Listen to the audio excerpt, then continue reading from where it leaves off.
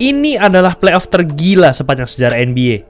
Memasuki playoff 2024, tidak ada yang memprediksi Minnesota Timberwolves bakal melaju sejauh sekarang.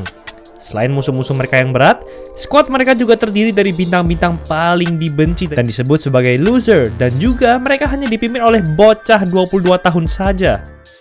Namun, kenyataannya sangat berbeda, di mana mereka berhasil memulangkan sang juara bertahan dengan cara yang sangat memalukan.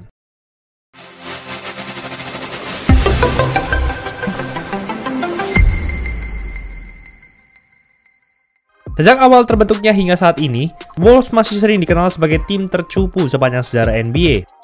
Jangankan gelar juara atau penghargaan besar lainnya, pertandingan biasa pun selalu tidak bisa dimenangi oleh mereka, meski tim ini sudah 35 tahun di NBA.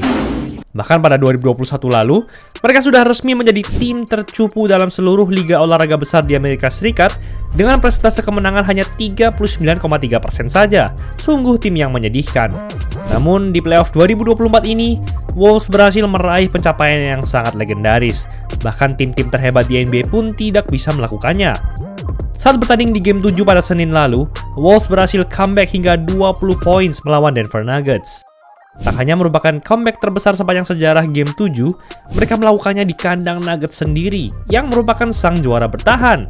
Wow, tapi bagaimana cara Wolves bisa melakukan hal ini? Sebelum masuk ke sana, kita perlu ketahui bahwa sebenarnya seri antara Wolves dan Nuggets ini layaknya permainan catur. Meski di atas kertas mereka sama-sama memiliki kemampuan yang hebat, nasib mereka selalu ditentukan melalui strategi permainan mereka di lapangan. Kedua tim selalu bergantian untuk mendominasi hingga unggul 20 poin lebih di tiap pertandingan. Bahkan juga bisa sampai 50 poin. Namun, pada akhirnya, siapa yang mampu bermain lebih hebat di game 7 lah yang bakal memenangi seri ini. Pertandingan diselenggarakan di kandang Nuggets karena mereka memiliki peringkat dan rekor menang kalah yang lebih tinggi dibanding Wolves di musim reguler. Kedua tim mengawali pertandingan dengan defense yang sangat ketat. Namun, Nuggets berhasil menciptakan berbagai celah untuk menghancurkan defense Wolves. Nikola Jokic tetap bermain layaknya pemain terhebat atau MVP NBA. Dan yang menjadi penentu nasib Nuggets di awal game 7 ini adalah Jamal Murray. Seri ini bisa dibilang sebagai mimpi buruk Murray, karena ia sungguh kesulitan untuk melakukan apapun di lapangan di hadapan Wolves, yang merupakan tim dengan defense peringkat 1 di musim reguler. Meski begitu, ia tetap bisa bermain hebat di saat Nuggets sungguh membutuhkannya. Murray berhasil mengumpulkan 13 poin di kuarter pertama, dan ia terus mencetak tembakan-tembakan penguat momentum Nuggets sampai halftime berakhir. Selain itu, defense Nuggets yang ketat juga berhasil dipertahankan sebelum kuarter ketiga dimulai. Anthony Edwards pun bahkan dimatikan total oleh Nuggets. Ia hanya mengumpulkan 4 poin dan hanya bisa memasukkan 1 dari 7 tembakannya pada 2 kuarter pertama. Hanya Karl Towns dan Jaden McDaniels yang mampu membuat Wolves tetap bertahan di pertandingan ini. Itu pun karena Towns selalu sering mismatch dengan guard-guard Nuggets. Nuggets berhasil unggul hingga 15 poin atas Wolves pada akhir kuarter kedua. Murray akhirnya mengumpulkan 24 poin di 2 kuarter pertama dan Jokic telah mencetak double-double dengan 13 poin dan 15 rebounds.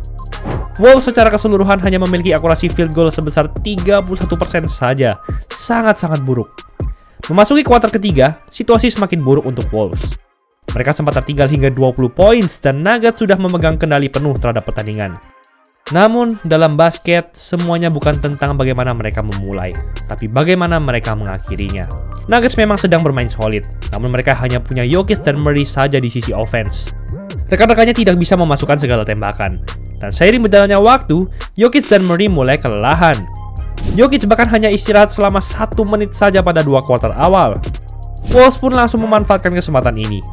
Akhirnya dapat bermain lebih leluasa dengan energi Nuggets yang sudah berkurang. McDaniels dan Mike Conley juga mampu mencetak berbagai 3 points untuk mendekatkan kedudukan.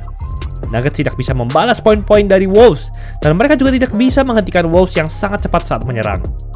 Murray dan Jokic berulang kali kecolongan oleh Ant, dan ini yang dilakukannya untuk menutup kuarter ketiga.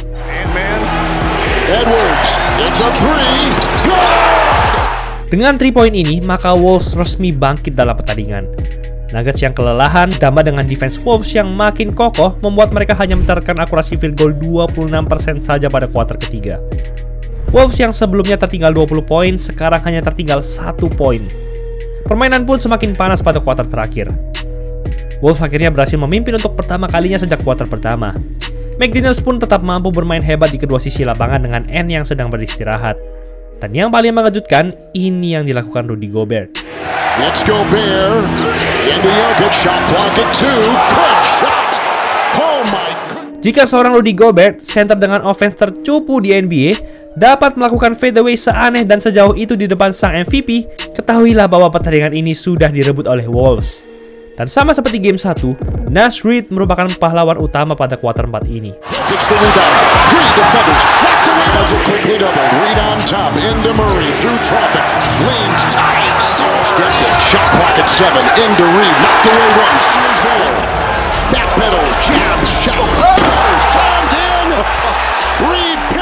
Tak hanya berhasil mencetak poin-poin krusial, ia juga mampu memberikan defense yang mematikan untuk Jokic. Nuggets juga kehilangan arah di lapangan. Dan pada momen ini, Wolves menunjukkan kepada dunia bahwa mereka jauh lebih haus akan juara.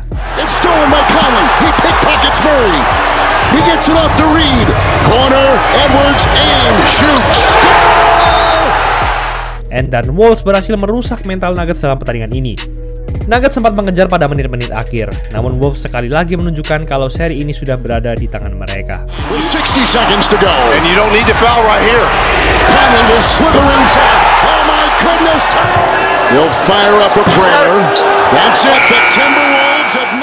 Wolves akhirnya berhasil memulangkan Nuggets dengan skor akhir 98-90.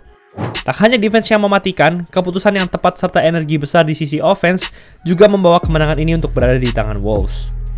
Nuggets dulunya juga pernah kena comeback lebih dari 15 points di game 7 dan di kandang sendiri. Namun saat itu mereka masih sangat muda dan tidak berpengalaman, berbeda dengan sekarang yang sudah berstatus sebagai juara. Maka dari itu, pemenang dari seri ini yang adalah Wolves memiliki kemungkinan yang sangat besar untuk menjadi juara. Di musim reguler, Nuggets merupakan tim terkuat di NBA. Mereka memang kehilangan Bruce Brown dan Jeff Green yang merupakan beberapa pemain kunci dalam kejuaraan mereka tahun lalu. Namun, Nuggets malah bermain lebih produktif pada musim ini, dan mereka juga masih memiliki banyak pemain muda dengan defense yang kuat di bangku cadangan. Dan dengan skuad sehebat itu, mereka masih dikejutkan dan dipermalukan oleh Wolves di ronde kedua ini. Wolves juga memiliki skuad dengan kemampuan yang sangat dalam. Ukuran-ukuran pemain mereka jauh lebih besar dibandingkan Nuggets. Ditambah lagi, pemain wing Wolves seperti Nickeil Alexander-Walker dan Jaden McDaniels bisa memberikan performa yang merata di lapangan. Mereka bisa menembak 3 point di mana saja dan juga memberikan defense ketat hingga menjadi mimpi buruk banyak pemain. Di sisi lain, pemain-pemain wing Nuggets seperti Christian Braun dan Peyton Watson memang memiliki defense yang cukup kuat. Hanya saja offense mereka masih belum konsisten. Mentalitas pemain Wolves juga mengambil peran penting dalam kesuksesan ini. Sebagai tim tercupu sepanjang masa, tentu mereka akan lapar dan ganas jika pintu menjadi juara ada di depan mata mereka, dan ekspektasi orang-orang terhadap mereka juga sangat rendah. Berbeda dengan Nuggets yang sudah menjadi juara, kemungkinan besar mentalitas mereka hanya sebatas menjaga gelar juara itu, sementara tim-tim lain sudah siap datang untuk menghajar mereka. Wolves sendiri akan berhadapan dengan Luka, Kyrie, dan Dallas Mavericks di final wilayah barat. Ini merupakan salah satu pertemuan yang menarik. Setelah berjuang mati-matian melawan Aaron Gordon dan Jokic, kini Towns dan Gobert dapat berhadapan dengan PJ Washington dan Daniel Gafford, yang sudah jelas jauh lebih lemah dibandingkan mereka. And sendiri akan berhadapan dengan Luka dan Kyrie. Jika dibandingkan dengan defense agresif Kentavious Caldwell-Pope dan Gordon saat lawan Nuggets, And pasti bisa terus bermain dominan di final wilayah barat ini. Namun tetap saja mereka akan diuji lagi dengan offense Mavericks yang akhir-akhir ini lagi meningkat drastis. Jika Wolves menang lagi, maka kemungkinan besar mereka akan membawa pulang gelar juara pertamanya. Andai saja jika mereka bertemu dengan Celtics di final, Celtics sebenarnya masih kalah ukuran dengan Wolves dengan Kristaps Porzingis yang cedera. Pacers pun terlihat kurang meyakinkan jika harus melawan Wolves, kecuali Tyrese Haliburton dapat melakukan sesuatu yang ajaib untuk timnya selama satu seri penuh. Namun, jika mereka kalah oleh Mavericks di final wilayah barat, sebenarnya ini bukanlah hasil yang mengecewakan, karena N dan Wolves sudah tampil melebihi ekspektasi. Apalagi usia N hanya 22 tahun, masih jauh dari masa prime, tapi ia sudah bermain segila ini. N pastinya akan menjadi salah satu wajah utama NBA dalam beberapa tahun ke depan. Akan tetapi, jika sudah sampai titik ini, maka Wolves harus terus bermain hebat selama beberapa tahun ke depan. Karena aset-aset masa depan mereka sudah hilang untuk mendapatkan Rudy Gobert di waktu lalu. Dan sudah tidak ada banyak waktu karena liga ini akan menjadi semakin panas dan kompetitif ke depannya. Itulah episode kali ini. Bantai sale banding harga jersey basket cuma 100.000 doang per setel. Custom jersey apapun bisa di Easy Sportswear, 100% polyester, full print, jahitan rapi, dijamin kualitas terbaik. Gak usah takut kebesaran kekecilan, karena dari ukuran kecil sampai jumbo ada semua. Ada cacat kami ganti 100%, gas check out aja. Jangan lupa like, comment, dan subscribe agar channel ini bisa berkembang dan menghasilkan video menarik lainnya. Thanks for watching, I'll see you in the next video.